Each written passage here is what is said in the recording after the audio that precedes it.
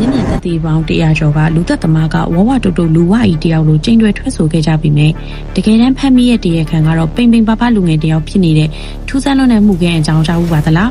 1980ခုနှစ်တွေတုန်းကအမေရိကမှာဗန်တများမှုတွေစတိုက်ကျူးလွန်ခဲ့တဲ့တရားခံတယောက်ရှိခဲ့ပါတယ်ထူးဆန်းတာကဓမြတိုက်ခံရတဲ့ဗန်ဝန်ထမ်းတွေရဲတွေနဲ့လမ်းသွားလမ်းလာအယောက်100မကတရားခံဟာဝလုံးလို့အသက်တောင်ပြင်းပြင်းရှူနေရတဲ့လူဝကြီးပါလို့တပုံစံနဲ့ထွက်ဆိုခဲ့ကြတာပါဒါပေမဲ့ရဲတွေ CCTV မှတ်တမ်းတွေကိုပြန်စစ်ဆေးလိုက်တဲ့အခါမှာတော့တကမ္ဘာလုံးဆုံးအားသွားခဲ့ရပါတယ်ဘာလို့လဲဆိုတော့ကင်မရာထဲမှာဓမြဟာပေါင်140လောက်ပဲရှိပြီးအလွန်ပိန်ပိန်မပါလူငယ်တယောက်ဖြစ်နေလို့ပါပဲ